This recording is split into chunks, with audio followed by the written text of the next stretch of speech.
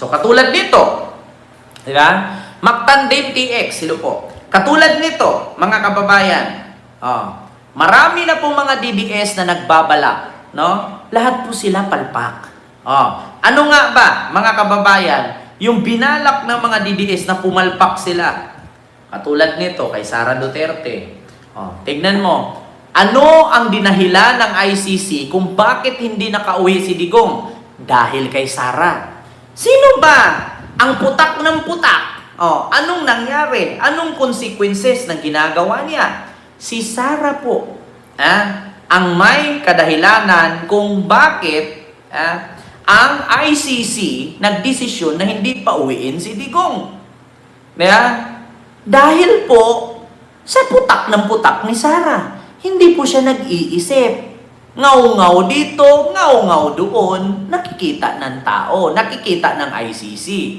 Tignan nyo, mga kababayan. The International Criminal Court has cited public statements made by Vice President Sara Duterte, and the Criminal Court has cited public statements. Wait lang mga kababayan. Saan ko may ads lang. Credit Kagabit. Sino ba dapat?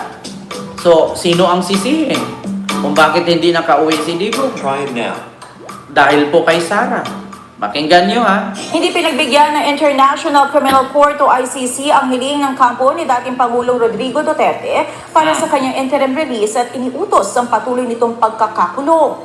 Sa desisyong inilabas ng ICC Pre-Trial Chamber 1 ngayong araw, iginit ng hukuman na patuloy na may panganib na tumakas si Duterte kaya kinakailangan manatili ito sa detention habang isinasagawa ang pre-trial proceedings at posibleng paglilitis. Ayon pa sa ICC, bilang dating Pangulo, nananatili umano si Duterte na may malawak na koneksyon sa politika, kabilang ang suporta mula sa kanyang anak na si Vice President Sara Duterte na posibleng Kita ninyo?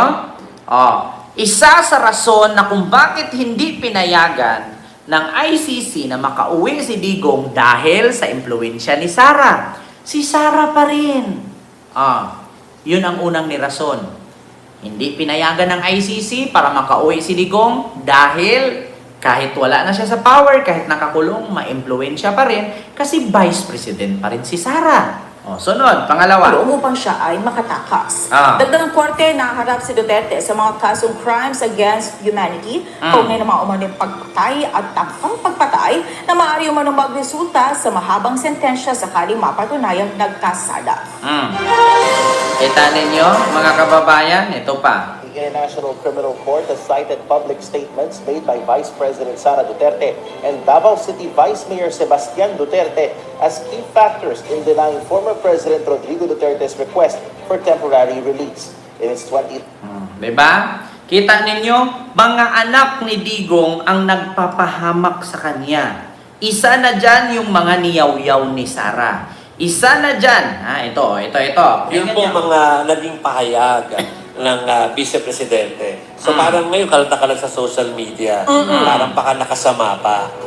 Yung pang mga pronouncements na maski naman nung mga time na yun talagang may mga nagke-question na parang dapat hindi ganun ka-vocal kasi it might affect kung ano man ang magiging desisyon.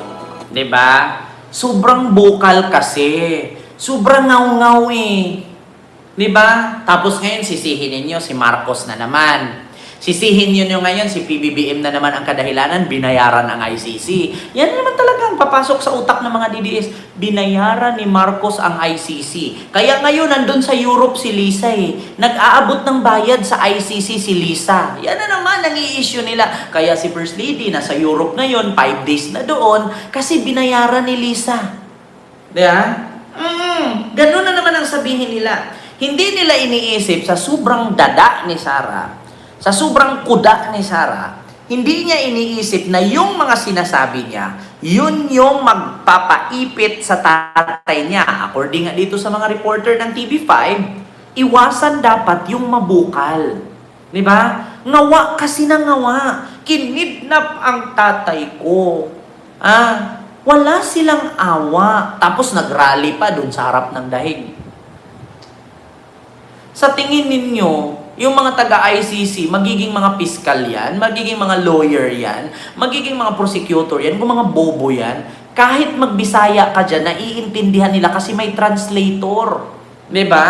Oh. Ng ICC. At saka yung parang sinabi niya pa na uuwi niya sa Davao. Oo. Parang gusto sa Davao. Ano? Dapat kasi sa host country lang Yun. magsistay sana parang may balak Correct. magpuntang Davao. So, mabuti pa, kausapin natin. Yun pong nagsabi, actually hindi lang nagsabi. Diba? Meron siyang payo noon pa man dito sa Yes. kampo ng mga Duterte. At sinasabi niya na baka mag-backfire yung mga Sinabi niya ginagawa. yan dito, sa show show natin. natin. Sinabi niya yan. Ano? So, mabuti na siya'y kausapin natin. Kasi parang yung sinabi niya, nagkatotoo tuloy. Let's welcome back sa ating pong programa si Ike. May nag-comment sa baba, si Arvin M. Oh, tanong mo sa idol mo, maghihintay ako pagbibigti niya. Alam mo, sa totoo lang, Sir Arvin M, with all due respect sa'yo, kahit bobo ka na DDS, gusto kitang sagutin. Huwag mong bigyan ng priority yung pag-antay mo sa akin kung kailan ako magbigti. Ang bigyan mo ng priority kung kailan makauwi si Digong. Kasi hindi ko naman po sinabi doon na si Digong makauwi o sa hindi, magbigti ako. Klarong-klaro naman po sa sinabi ko. Maggigilit ako ng liig kung makauwi si Digong ng Pilipinas ng buhay. Yeah? Sa katapusan this year, 2025. Kung makauwi, magigilit ako ng buhay. Oh. So ngayon, sir, kahit maghintay ka ng napakatagal kung kailan ako magilit, pauwiin mo muna si Digong. 'Di ba? Paano nga ako magbigti? Kung hindi pa nga siya nakauwi, ano ba yung hamon ko? Ano ba yung challenge ko? Ano ba yung hinamon ko sa inyo? Kung makauwi si Digong hanggang katapusan this year, sa taong ito, 2025, December 31, pag makauwi siya, magigilit ako. Ngayon, tapos mas marami pa yung days na pag-iintay mo sa akin magilit kaysa sa pag-antay mo kung kailan siya makauwi. DDS, napakasimple lang. Pauwiin nyo si Digong, magilit ako.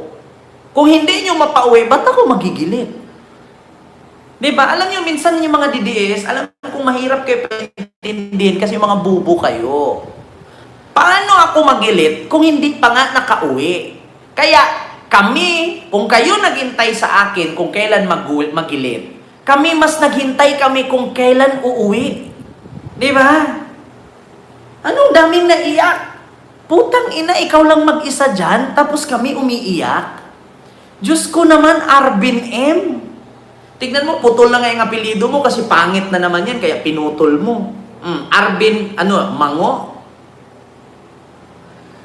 Diyos mio, Marimar. Uuwi na daw bukas.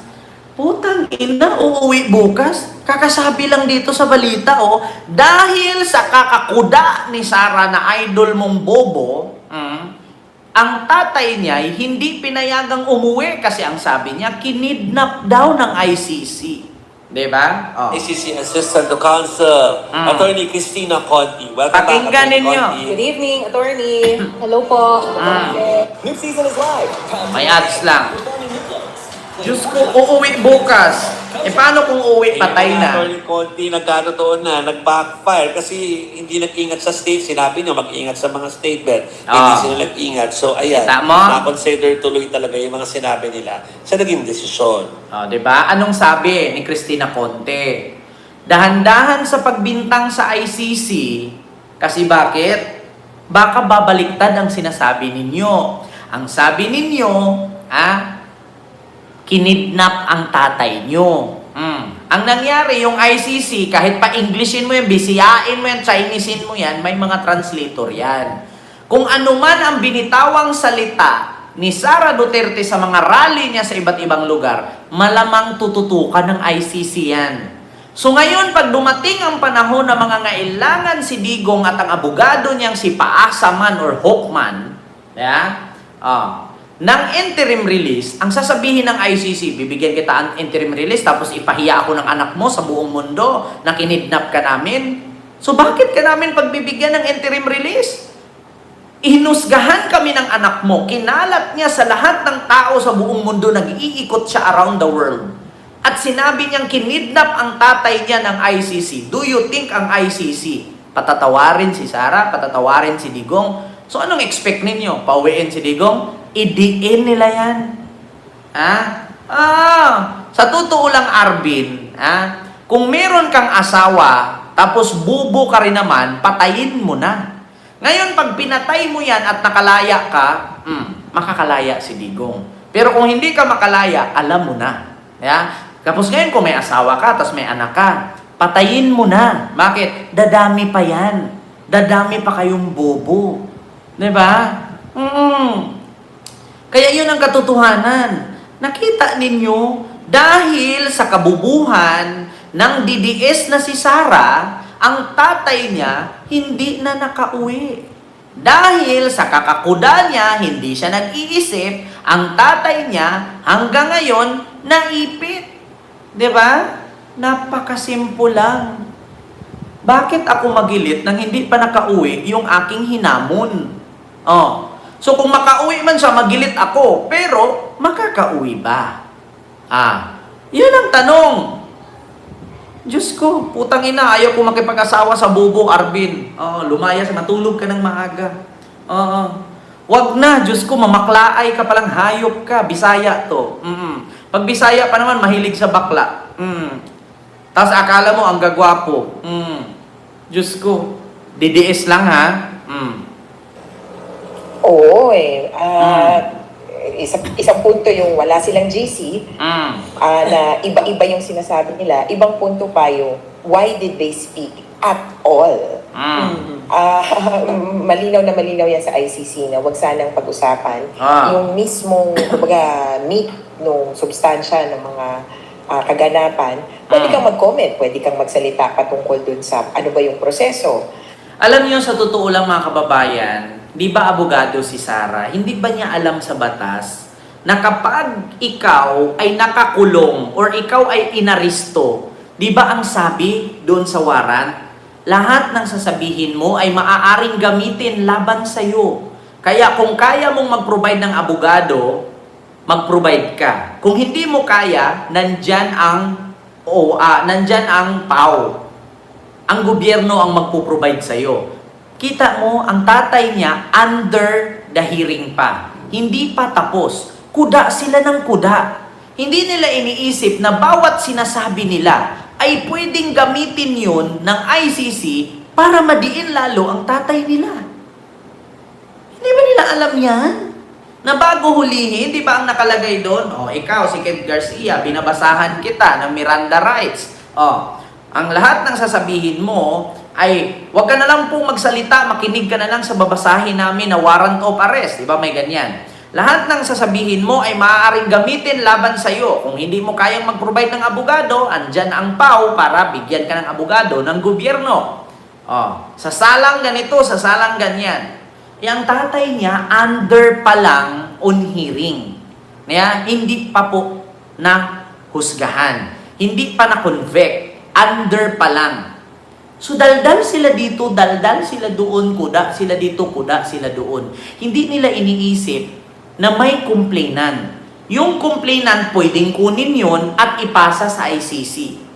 Ngayon, yung ICC, pag-aralan yun kung totoo ba. So, ngayon, mapagtanto-tanto ng ICC, kami na nga yung nagligtas sa bayan ninyo, kami pa yung kidnapper. Ngayon, nung humiling ang magulang niya at ang abogado na palayain, nireject. Diba? Kasi kuda sila ng kuda. Diba? Alam niyo, sa totoo lang, magaling na abogado si Koopman. Ma-appeal niya ang desisyon na yan ng ICC. Baka next week, ma-reverse interim release, gilit ka pa din. Alam mo, Bix Darapesa, paano mo nasabing magaling si Koopman? Nakantutan mo na ba siya?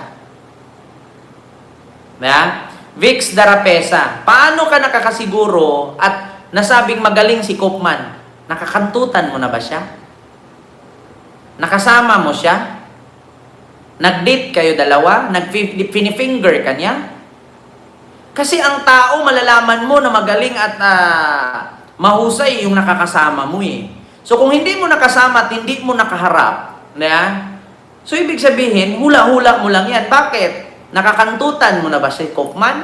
Finifinger ka na ba niya? Diba? O, ganyan dapat ang mga katanungan natin sa mga DDS. Kasi alam niyo yung mga DDS, ang galing gumawa ng kwento niyan. Yeah? Ang galing gumawa ng kwento niyan. Alam niyo ba, ang dami nilang pinakalat ngayon na si Digong daw nakauwi na ng Davao. Hindi nila iniisip na umuwi yon galing Maynila kasi bumaba na yung pagka-presidente kasi Marcos na ang pumalit. Inuulit-ulit nila ang mga video. Kakadating lang ni Pangulong Duterte sa Davao, kasama ang kanyang mga security. Ngayon, papaniwalaan nila, yes, nakauwi na si tatay. Praise the Lord, praise the Lord. Meron pa nga akong pinost sa Facebook eh. Oh, ito ba to? Itong babae na to, oh. Tignan nyo ha, mga kababayan. Meron akong pinost sa Facebook, o sa YouTube, sa community ko, na ang sabi niya, itong pangit na to na mukhang parot, no? Yung peke ang ilong. Ang sabi niya, asaan na yung vlogger na magigilit? Nakauwi na si Tatay Digong. Putang ina. Pati ka ba naman lilinlangin mo yung tao? Kung gaano mo lilinlang yung sarili mo sa salamin, nagpagawa ka ng ilong, lilinlangin mo din yung kapwa mo, bubong DDS. Ito I will tell you frankly, kung totoo mang nakauwi si Digong, do you think hindi yan ibablog ni Banat Bay? Do you think hindi yan ibablog ni Maharlika? Do you think hindi yan ibablog ni Sara at ni Harry Roque? Do you think hindi pupunta si Bongo, si Bato, si Panelo? Do you think walang media na sasalubong sa airport? Tapos lilinlangin ninyo, bobo na nga kayong mga DDS, kayo na nga lang, ang bobo sa Pilipinas, nagbububuhan pa kayo. Sa tingin niyo kung nakauwi si Digong, hindi yan i-content ni Banat Bay? Hindi ko yan i-content? Hindi yan i-content na mga kasamahan kong vloggers? Diba? Ang daming mga naniniwala, katulad nito, kung gaano kapangit yung mukha niya at panglilinlang niya sa salamin sa sarili niya, natangos yung ilong niya, kasi pinagawa niya, ganun din niya kung paano nilinlang ang mga kapwa niya, supporter na DDS. Diba? Kasi ito, nagbablog-vlog to. Puhunan nito, kaya napunta sa Japan. Japayuki to eh. Kaya nasa Japan to. Kung gaano kapiki yung ilong niya, ganun din niya piniki ang mga bobong DDS na kasama niya. At mga viewers niya, kasi nagbablog-vlog eh. Diba? Fake ang mukha, fake din ang content. Akala siguro nila, pag nakauwi si Digong, hindi ibabalita ng TV yan. Ang bububo, di ba? Sa tingin ninyo kung makauwi si Digong, hindi yan ilalagay ng ICC sa kanilang page? Ilalagay yan. Nandyan ang media nakaabang. Di ba? Hindi na ako nagtaka kasi DDS nga naman. Ang mga DDS, literal po yan na bobo. Kung meron mang bobo sa buong mundo, nangunguna ang DDS. Tignan ninyo. Ulitin ko sinabi ko na sa inyo to noon, mga kababayan. Try nyo mag-post sa Facebook na nakauwi si Digong. Putang ina, yung comment niyan, tad-tad. Praise the Lord, nakauwi na si Digong. Salamat sa Panginoon, dininig na ang dasal namin. Salamat, Lord. Pasalamat kay sa Lord pagkatapos ni Digong pagmumurahin ang Lord. Stupid si Jesus. Diba? Kita nyo yan? Tapos magugulat kayo dito sa page ko. Pakita ko sa inyo yung page ko, May mga nagko-comment dito, mga kababayan. Wait lang. Asaan ba yun? Ito pakita ko sa inyo yung page ko, mga kababayan. Para magulat kayo. Wait lang. Ito, may page ako dito. Ito yung page ko, mga kababayan, meron pong mga message yan. Wait lang Mga nagko-comment dyan sa aking page. Ang sabi, kailan ka magigilit? Nakauwi na si Tatay Digong. Sir, kailan ka po magbigti? Alam niyo, sa totoo lang, ang hirap po kasi sumagot ng kailan ako magbigti na nakauwi na si Digong. Ipakita ninyo na nakauwi na siya. Kasi kung kwento lang yan, walang kwenta, ba't ako magigilit? Alam niyo, tanggapin niyo ng mga DDS, galit na galit kayo sa akin. Kasi ako lang yung nag-challenge. Lahat ng challenge ko hindi pa pumalpak. Ito imagine ninyo mga DDS. Napakarami kong kaibigan na mga OFW noon na DDS ngayon. Tinanong ko sila, sa post ko noong March, April ako nag-post, nagigilid ng leeg. Ang dami nila, tinag pa nila ako kasi mga friend ko sila sa Facebook. Tinag pa nila ako. Nandyan si Jasmine Martino. Nandyan si... Sino pa? Yung mga DDS vlogger. Yung mga kaibigan ko sa Facebook. Napakarami nila. Diyos ko. Yung mga Team Palaboy noon. Kasi may mga grupo-grupo kami nila. BP Giant. Meron kasi kami mga vlog-vlog noon. Na nasa Singapore kami. Napakarami po nila. Hahanapin daw nila ako pag nakauwi si Tatay Digong. Sabi ko ang tatanda nyo na. Naniniwala pa rin kayo sa magic. Yan ang resulta sa kakapanood ninyo ng Encantadia. Diba? Ano akala nyo kay Digong may evictus? Na pag sinabi niyang, evictus! Lilipad siya? Try nyo mga kababayan, mag-post kayo na nakauwi si Digong. Putang ina, million views ninyo. Mark my word. Ganyan sila kabobo. Ang tatanda na nila, ang bobobo pa rin.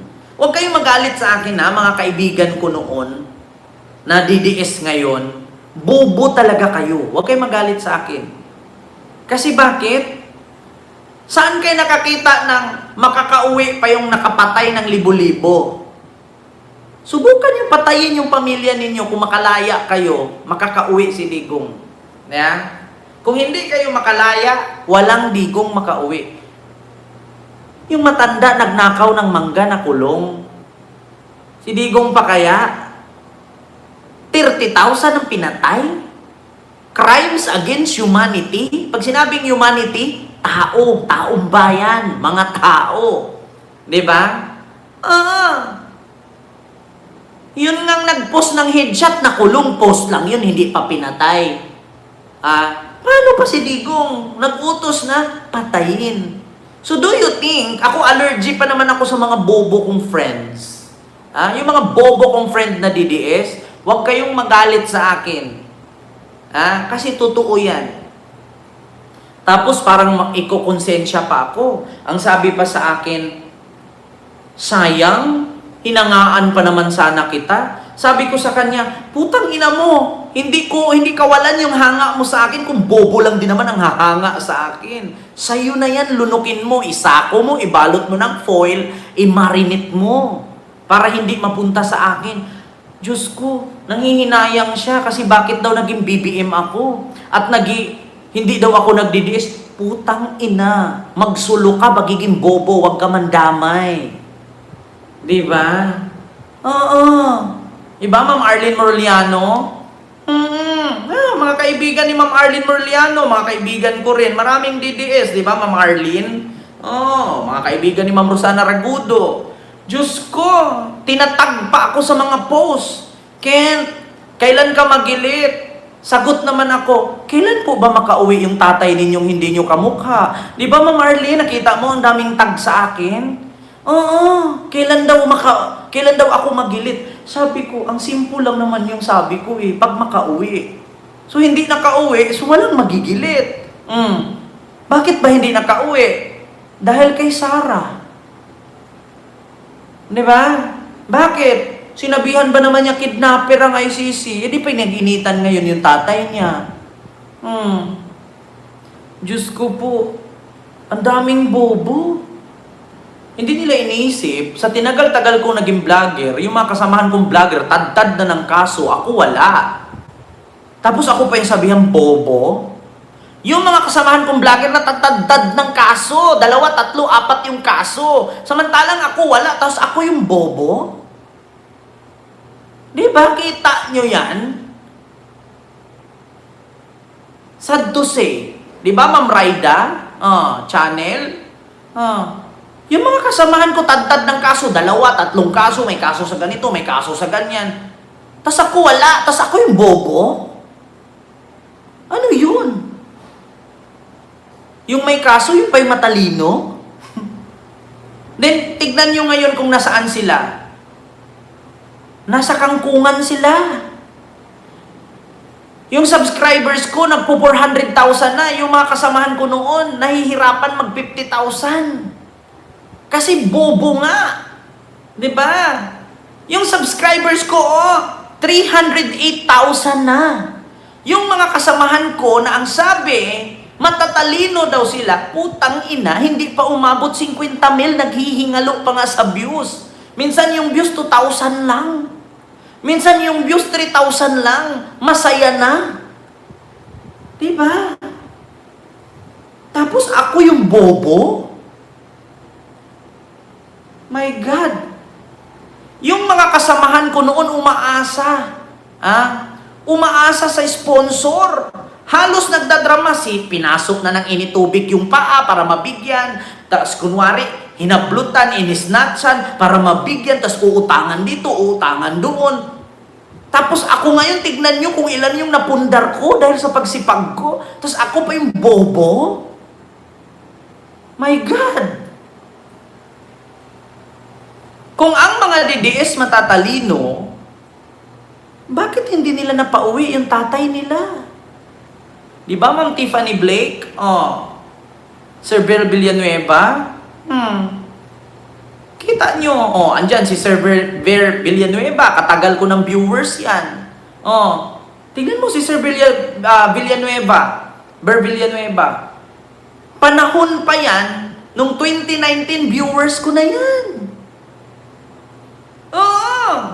Alam niya kung paano umangat. Pero yung mga kasabayan ko, Sir Vel, anong nangyari? Kasi mga DDS sila, mga bobo sila.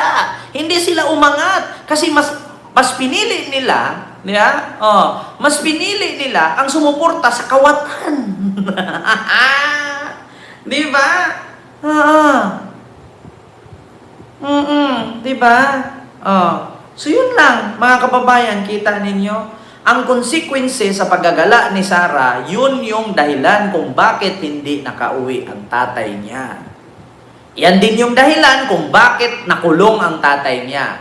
Ayaw ng tatay niya umuwi kasi nagsisik ng asylum sa China, pinauwi niya. Kasi ayaw daw masabihan na duwag sila. Pagdating sa NAIA, inaresto, hinatid sa dahig.